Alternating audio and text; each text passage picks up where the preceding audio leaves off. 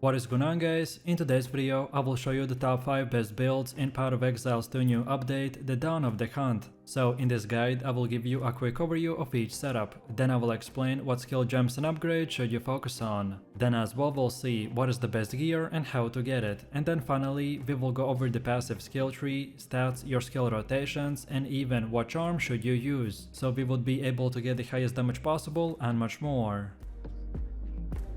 This setup is a fresh and powerful combination of the new Huntress Ascendancy and the Bleed Spear skills. This will revolve around fast-paced, agile combat with a focus on applying and stacking powerful bleed effects through ranged spears or the javelin attacks. You will use the spear throw or the whirling blade to apply bleeds, to then kite or reposition while the enemy takes damage over time. This playstyle will emphasize a hit and run tactic, exploiting movement speed, bleed stacking, and trap style positioning for one-shotting bosses or super fast clear speed.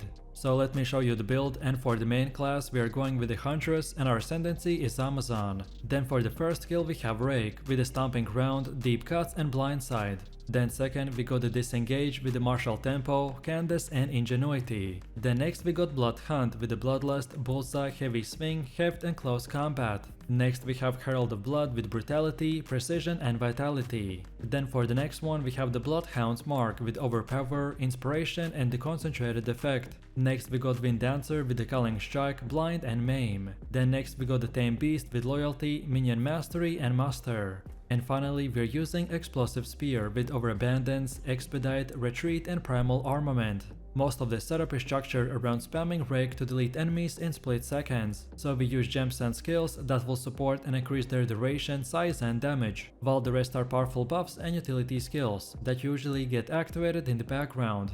Next up we have our passive tree, and if you are interested in a full in-depth guide on how it works, then check out my beginner guide. So let's take a look at our setup, and we want to start at this attack damage node and then keep going while taking these 3. So Primal Instinct, Eagle Eye and Disorientation. Then next we keep on going until this point and then take this bottom left side, and then keep going until we get these 2, so careful aim and blur. Then next up we keep on going until this point and then take these 3, so Crimson Assault, perfectly balanced knife and versatile arms. Then after this we go until the end and then go up top till we get this whole thing. And then when that is done, now we circle back a little and now get everything until these 2, so the Doomsayer and the Bleeding Out. And then finally from here we can pretty much go where we started from and then get all of these nodes in this top right side, and the order in which you get them doesn't really matter, so it's more of a personal preference. All of these nodes that we got are very useful, but the ones I mentioned have the top priority, as they are the most important ones to acquire early on in the game, to make our build functional, and then later on, the priority won't really matter that much. Also, as far as attributes go, you just simply won't fulfill your attribute requirements for gear and gems, and then after that spend the rest in strength. And then now let's go all the way to the middle again, and for Ascendancy build, this is what we have. So at the beginning you want to unlock the Critical Strike. This one focuses on enhancing the power and efficiency of your critical hits. You will gain significant bonuses to Critical Strike chance and Critical Strike multiplier, which will allow you to deal massive damage with the right setup. The node often provides an increased global Critical Strike chance, making your hits more likely to land a critical, which is a key for scaling damage in a high-end content. Then second we want Penetrate. Whether it's elemental resistances, armor, evasion or energy shields, this gives us a massive damage boost. Penetrate is just not about damage, it's also about ensuring that your damage always lands, so this ascendancy will thrive on debuffing, piercing and breaking defenses, which makes it ideal for dealing constant high value hits in both fast-paced clearing and long boss fights. Then next we want Predatory Instincts, which is designed to enhance agility, offensive power and damage scaling through increased critical strike chance, attack speed and evasion. You'll gain increased critical strike chance against enemies that are on low life, which makes you highly efficient at finishing off weak enemies. And on top of this, the added attack speed will boost your offensive capability, allowing you to apply damage faster and stack debuffs like bleed or poison at an accelerated pace. And finally, we are going in for the kill. When you choose this one, it will grant you a significant boost to Critical Strike chance and Critical Strike multiplier when your enemies are below a certain life threshold. This means that once you've already chipped away at your targets and they are low on health, then your attacks become much more lethal, so combining these 2 last nodes will completely destroy any enemy that you come across. Next we have our gear. The weapon of our choice is the Swift Spear with increased physical damage, adds to physical damage, more accuracy, increased attack speed and leech damage as life. Then also we got an offhand called the Coiled Buckler with increased block chance, evasion rating, max life, lightning resistance and reduced attribute requirements. Then for helmet we have the Cowled Helm with max life, accuracy rating, strength and fire resistance. Then for chest we have the Shrouded Vest with evasion rating, max life and chaos resistance. Then for belt we have the Long Belt with max life, cold resistance and fire resistance. Then for gloves we got the Bound Braces with the add physical damage to attacks, fire, cold and lightning resistance. Then for boots we're using the Soldiering Sabatons with armor and evasion.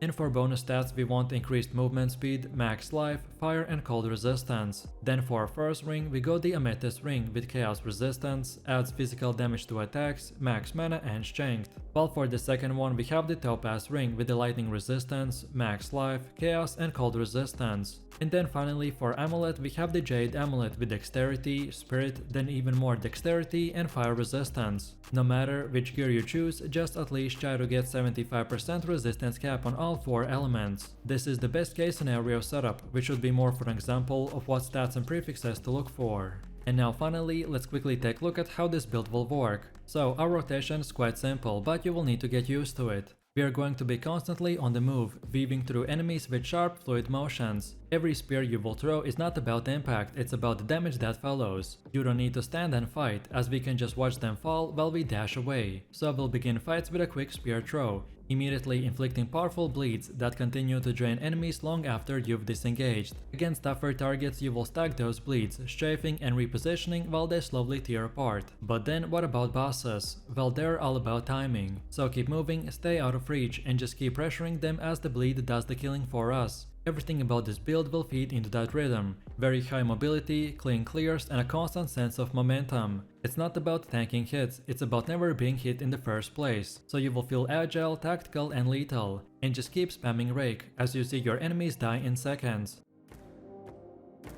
This setup is structured around using Contagion in combination with other chaos skills that will curse and explode enemies in very wide area. Overall, our main spammable skills have quite high mana cost to make it efficient, and that's why we are going to be using a wand like the Life Spring, which leeches percentage of max life when you cast spells. And on top of this, we can also use Asterisk Accuracy Gloves to get instant leech from our critical hits, so then this combination would completely remove the mana from equation, and give us the ability to infinitely spam chaos skills and do massive amounts of damage, without worrying about anything. The main gameplay idea behind our setup is to one-shot most enemies, and as they will die, they will continuously replenish our life and energy shield. However, for bosses, we will need to be careful, as not getting stun-locked is our main priority, and that's why we will use a specific setup, such as putting the spare in our multiple skill slot and much more. So let me show you the build, and for the main class we are going with the Witch and our ascendancy is Lich. Then for the first skill we have Contagion with Unleash and Magnified Effect. Then second we got the Withering Presence with Persistence. Then next we got Essence Drain with Pierce, Swift Affliction and Profanity. Next we have Despair with Decaying Hex and Heightened Curse. Then for the next one we have Blasphemy with the Hex Bloom, Despair and Ritualistic Curse. Then next we got the Frost Bomb with Fast Forward and Spell Cascade. And finally, we're using Shield Charge with the Martial Tempo. Most of this setup is structured around using Contagion with the Essence Drain to delete enemies in split seconds. So we use gems and skills that will support and increase their duration, size and damage, while the rest are powerful buffs and utility skills that usually get activated in the background. Next up we have our passive tree, and if you are interested in a full in-depth guide on how it works, then check out my beginner guide. So let's take a look at our setup, and we want to start at the spell and minion damage node, and then go like this while taking these three, so open mine, raw destruction and practice signs. Then next we keep on going to the left and get everything until the spiral into insanity. Then from here we circle back a little and keep on going until we get entropy, and then take right. Then when we are here we want to get all of these, so first up take the top side and then the bottom side, and then again keep on going until we get to the actual end and then take right. And when we get to here, then get both of these, so Dark Entries and the Patient Barrier. And now finally from here we can go down and get this whole left side. But usually at this point you can unlock the rest of the nodes in whatever order you prefer. All of these nodes that we got are very useful, but the ones I mentioned have the top priority, as they're the most important ones to acquire early on in the game to make our build functional, and then later on the priority won't really matter that much. Also, as far as attributes go, you just simply won't fulfill your attribute requirements for gear and gems, and then after that spend the rest in intelligence. And then now let's go all the way to the middle again, and for Ascendancy build, this is what we have. So at the beginning you want to unlock the Soulless form. This offers substantial benefits. It will require careful balancing of life and energy shield values, and investing in energy shield is crucial, as it serves as a buffer that prevents life loss. However, if your energy shield is depleted, the bypass damage will affect your life, which makes it essential to manage both resources effectively. Then second, we want the Eternal Life. When we combine this with the Soulless form, it will provide a robust defensive layer, by ensuring that your life remains unchanged as long as you have energy shield remaining. You will be able to take damage without compromising your life. Then third, we want the Necromantic Condient. To effectively utilize this node, we need to invest into mana regeneration and max mana, and this will ensure that mana drain does not hinder our overall performance. If done properly, this setup can significantly increase our damage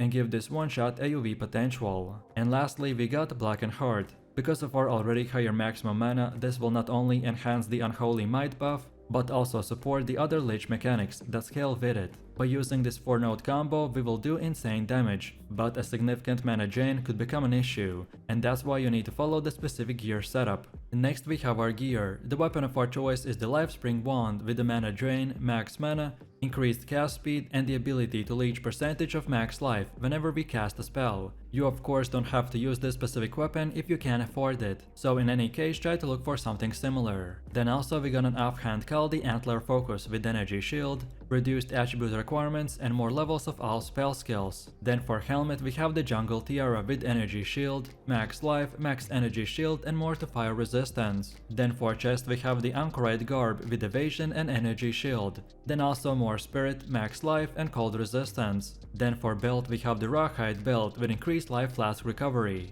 max life, and fire and lightning resistance. Then for gloves we got the Torn Gloves with energy shield, max life, and chaos resistance. Then for boots we are using the Silk Slippers with energy shield, increased movement speed, max mana, max life, and lightning resistance. Then for our first ring we got the Sapphire Ring with cold resistance, max life, more to intelligence, and more to cold resistance. While for the second one we have the Ruby Ring with more to fire resistance, max mana, max life, and lightning resistance. And then finally for amulet we have the Solar Amulet with more to spirit, max life, and chaos resistance. No matter which gear you choose, just at least try to get 75% resistance cap on all 4 elements. This is the best case scenario setup, which should be more of an example of what stats and prefixes to look for. And now finally, let's quickly take a look at how this build will work. The core damage of our setup is Chaos, which we can use to deal devastation through toxic and curse spells. You will need to focus on skills that deal Chaos damage over time, such as the Essence Drain, Contagion, and the Malice Burst. And then for defense, we will rely on Energy Shield, so you'll use Life Leech to convert Chaos damage into healing, which will allow you to stay alive during tough encounters. So, we want to start fights by casting Essence Drain that spreads Chaos damage over area,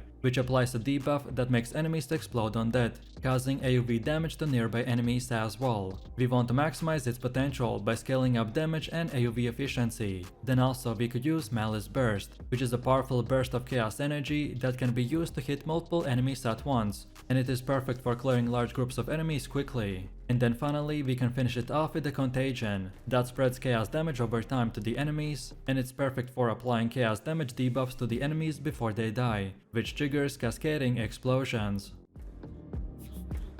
This setup's main focus is to run and press from 1 to 2 skills and then target big enemy groups to then weaken them and explode. One of the most powerful skills that we have in our arsenal is the Shockwave totem, and as you can see from the gameplay, we are just running into the enemies and one-shotting them without even trying. Also, our Ancestral Warrior totem and the Scavenge plating makes the most out of this by effectively extending the damage of this hit many times over, in order to kill big targets like the bosses or tanky rare monsters. Of course, like most melee builds, the armor explosion was nerfed, but our particular setup wasn't impacted as much as other melee builds, so currently this is by far one of the best warrior builds in the game. If you are looking for a powerful auto AoV machine to target enemies and delete them in split seconds, then this is the one for you. So let me show you the build, and for the main class I have chosen to go with the warrior, and our ascendancy is the warbringer. Then for the first skill we have the mage strike with the support gem called the rage, armor explosion, magnified effect and the primal armament. And even after the new changes on how the armor breaker works, the mage strike still works perfectly fine, as long as you use it with the cultist great hammer. Then second we got the Shockwave totem with inspiration, close combat and overpower. Then next we got the scavenge plating with the precision, vitality and clarity. Next we have the ancestral warrior totem with the sunder, super critical and overabundance. Next up we have the time of the need with fast forward, herbalism and clarity. And finally for the last one we are using the hammer of the gods with fist of war, concentrated effect, exploit weakness and heft. Most of this setup is structured around using the Shockwave totem and the mage strike to delete enemies in split seconds, so we use gems and skills that will support and increase their size and damage, while the rest are powerful buffs and utility skills that usually get activated in the background. And as our build is already super broken, so we don't have to use more than these 6 active skill gems. Next up we have our passive tree, and if you're interested in a full in-depth guide on how it works, then check out my beginner guide. So let's take a look at our setup, and we want to start at this melee damage node, and then go like this until we get all of these 4. So brutal, smash, sturdy metal and relentless. Then next up we want to go to this top right side like this, and then go to the left until we get this whole thing. So ancestral reach and the supportive ancestors. Next we circle back a little and this time keep going until we reach the devastation node. Then next up we keep going and take the right side, and then keep going more until we get both of these. So carving earth and hardened wood. Then now keep moving forwards until the end. And from here we want to get both of these totem nodes. Which side you choose first doesn't really matter as long as you get both of them. And then finally from this point and onwards you can unlock the rest of the nodes in whatever order you prefer. All of these nodes that we got are very useful, but the ones I mentioned have the top priority as they're the most important ones to acquire early on in the game, to make our build functional, and then in the late game to make it even more powerful. Also, as far as attributes go, you just simply want to fulfill your attribute requirements to gear and skill gems, and then spend the rest of your leftover attributes into more strength. And then now let's go all the way to the middle again, and for our ascendancy build this is what we have. So at the beginning you want to unlock the anvil's weight, then second get the imploding impacts, then third we want the answered call, and then finally for the fourth option go with the wooden wall.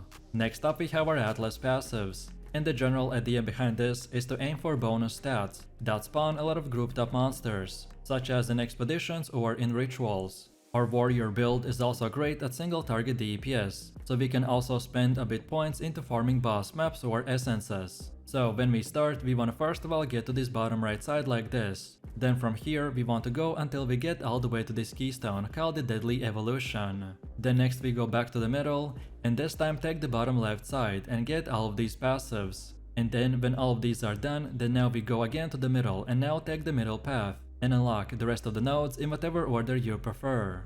Next we have our gear. The weapon of our choice is the cultist great hammer, which is special because its base stat does that our strike now deals splash damage to the targets within 1.8 meter range. And as I said, after the new changes to how the armor breaker works, the mage strike will now still work perfectly fine, but you specifically have to use this weapon, or otherwise switch the mage strike skill for something different like the stampede. And then for bonus stats we want increased physical damage, more armor and more levels of all melee skills. Then for the helmet we have the warrior great helm with armor. And for more we want max life, more accuracy, more intelligence and fire resistance. Then for chest we have the advanced full plate with armor. And for more we need max life, armor and cold resistance. Then for the belt we have the rawhide belt with 20% quicker flask recovery. And for bonus stats we want max life, more armor and +2 to charm slots. Then for gloves we got the interested gloves with energy shield, and for more we need max life, max mana and more levels to all melee skills. Then for boots we are using the advanced bronze greaves with armor, and for more we for sure want increased movement speed, and then also max life and resistances like cold and fire. Then for our first ring we got the ruby ring with fire resistance. And for more we'd want add physical damage, more intelligence and lightning resistance. While on the second one we have the topaz ring with lightning resistance. And for more we need max life, max mana, more strength and chaos resistance. And then finally for the amulet we got the crimson amulet with life regen per second. And for more we want max life, more armor, more dexterity and fire resistance. No matter which gear you choose, just at least try to get 75% resistance cap on all 4 elements. This is a starter setup, which should be more of an example of what stats and prefixes to look for. Then next we have runes. And now finally, let's quickly take a look at how this build will work.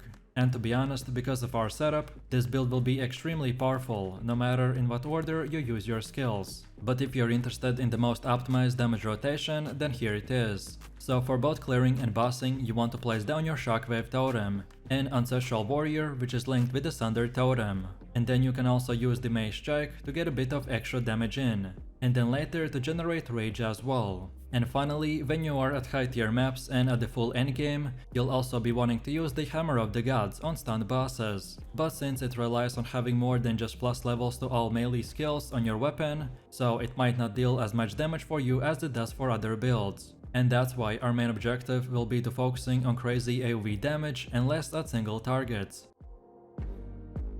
This setup is a fresh and powerful combination of the new Huntress Ascendancy and the lightning-based spear skills. We're going to be combining very high damage to create devastating zones that electrocute and trap enemies in a single place. Right now this setup is easily one of the fastest and most efficient options for mob farming and speed leveling. And as you can see from the gameplay, enemies are getting wiped out in a matter of seconds. Even bosses will not stand a chance, thanks to our high single target damage by spamming the lightning spear in the combination with the storm lance and our key buffs. However, at some point in the later game, some lower gear players might run into a mana problem. But lucky for us, the Huntress has many tools to address this problem, and with optimized gear we need nothing more than a single stat roll on our weapon or gear to completely solve this issue. So let me show you the build, and for the main class we are going with the Huntress and our ascendancy is Amazon. Then for the first skill we have Spear Stab with no support gems. Then second we got the Herald of Thunder with magnified effect and innervate. Then next we got Storm Lance with concentrated effect, lightning infusion and primal armament.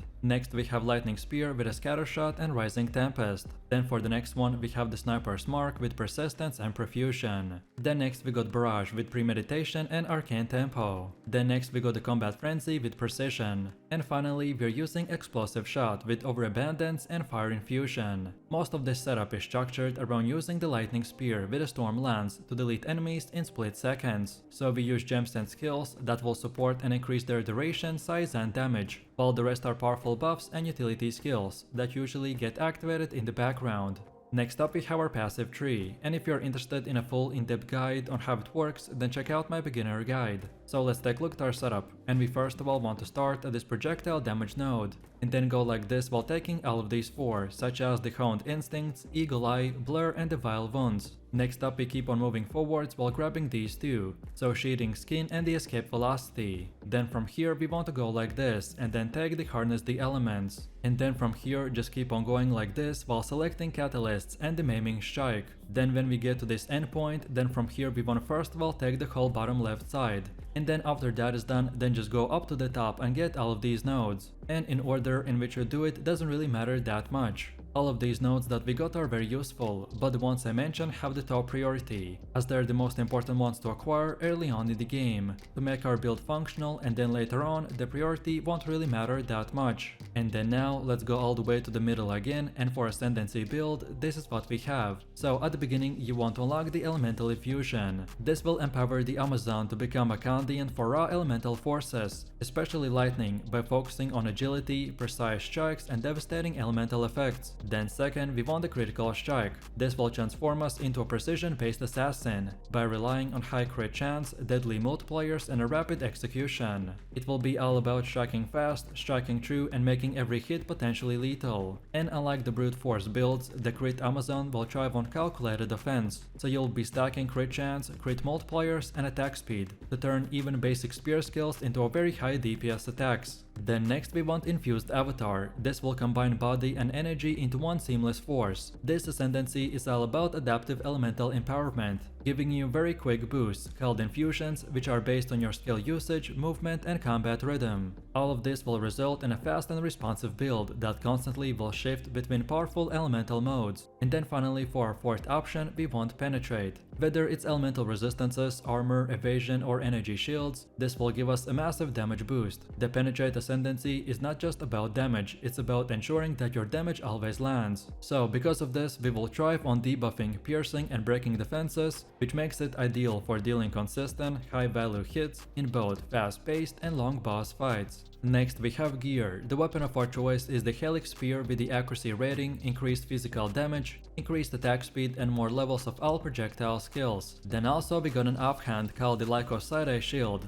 and from this we get bunch of armor, increased block chance, our accuracy is doubled and when blocking we deal extra damage to enemies. However, this unique is not required, and if you can afford it or get it, then any normal shield will work as well, just try to look for something similar. Then for helmet we have the Trapper Hood with evasion, accuracy rating, dexterity and fire resistance. Then for chest we have the Shrouded Vest with evasion, max life and chaos resistance. Then for belt we have the Long Belt with increased charm duration, max life, and called fire and chaos resistance. Then for gloves we got the barbed braces with evasion, accuracy, then even more evasion, more to all elemental resistances and chaos resistance. Then for boots we're using the lace boots with evasion, increased movement speed, even more evasion and cold resistance. Then for our first ring we got the emerald ring with accuracy, dexterity and fire resistance, while for the second one we have the topaz ring with bunch of lightning resistance. And then finally for amulet we have the bloodstone amulet with max life, increased rating and increased rarity of items found. No matter which gear you choose, just at least try to get 75% resistance cap on all 4 elements. This is the best case scenario setup, which would be more of an example of what stats and prefixes to look for. And now finally, let's quickly take a look at how this build will work. So our rotation is quite simple, but you will need to get used to it. What we want to do is first of all engage enemies by casting the Storm Lance to establish damaging zones, then follow that up with the Lightning Spear to pierce through and finish off huge amount of targets. This combination allows for very fast clearing of maps and efficient leveling. And also against bosses, the high single target damage from the Lightning Spear, enhanced by the Stormland's persistent damage, will ensure the same quick takedowns as with AoE mobs. However, as I mentioned at the start, in the later stages of the game, some players might encounter mana sustainability issue. But lucky for us, Amazon will offer a bunch of tools to address this, and with optimized gear such as items with mana leech or reduced mana cost modifiers, this issue can be effectively resolved. And thanks to our ascendancy and passive tree scaling, our most important skill, the Lightning Spear, will become a rapid fire projectile of death. He will pierce, crit often and synergize perfectly with a shock effect to ramp up your damage in few seconds. Most of the enemies won't survive more than a second or two once you've combined both of our skills. And for trash monsters, it's all about speed. So just run, cast Stormlance mid-stride, and toss few lightning spears to clear entire screens. The build's high mobility makes it perfect for fast mapping, and it is ideal for both league starters and experienced players that are trying to rush endgame content. So, this endgame build will utilize the Skeletal Frost Mages by buffing them insanely high, so then in return we can do huge amount of damage. They also can freeze enemies and bosses, which will make very hard content a walk in the park. This build's greatest strength is its primary defense, so we will have a massive amount of energy shield, and by using the Grim Feast we will double it, so in the endgame we will be able to reach up to 13,000 energy shield. On top of this, our setup's playstyle will allow you to clear quite aggressively, while still being able to pull back and let your enemies protect you from the enemies whenever needed. If you are looking for very OP but passive gameplay, where most of the work is done by your minions, then this is the build for you. So let me show you the build, and for the main class, I have chosen to go with the Witch and our ascendancy is Infernalist. Then for the first skill, we have the Skeletal Frost Mages with the support gems such as the Arcane Tempo, Scatter Shot, Feeding Frenzy, Vault Shards and the Cold Mastery. Then second, we get the Skeletal Storm Mage with Conduction, Storm Fire, Lightning Penetration and the Overcharge. Then next we got Skeletor Cleric with Ingenuity, Last Gasp and the Minion Mastery. Next we have Pain Offering with Persistence, Ablution, Inspiration and Fan of Rage. Next up we have the Hypothermia with a Heightened Curse, Spell Cascade and Focus Curse. Next we got Frost Bomb with a spell cascade, Fawn of Mana, Fawn of Blood and the Strip Away. Next we got the Grim Feast with the Clarity. Next we have Summon Infernal Hound with a Meat Shield, Maim, Culling Strike, Fire Exposure and the Fire Mastery. And finally for the last one we are using the Sigil of the Power with the Magnified effect. Most of this setup is structured around using our Skeletal Frost mages to delete enemies in seconds. So we use gems and skills that will support and increase their defense and damage, while the rest are powerful buffs and utility skills that usually get activated in the background. Next up we have our passive tree, and if you are interested in a full in-depth guide on how it works, then check out my beginner guide. So let's take a look at our setup, and we want to start at the spell and minion damage node, and go like this while taking the Raw Destruction and the Power of the Dead. Then next we want to move to the right and get all of these three, so Pure Energy, Dampening Shield and the Living Dead, as well as get this whole circle. Then afterwards we keep on going while taking Necrotized Flesh and Relentless Fallen.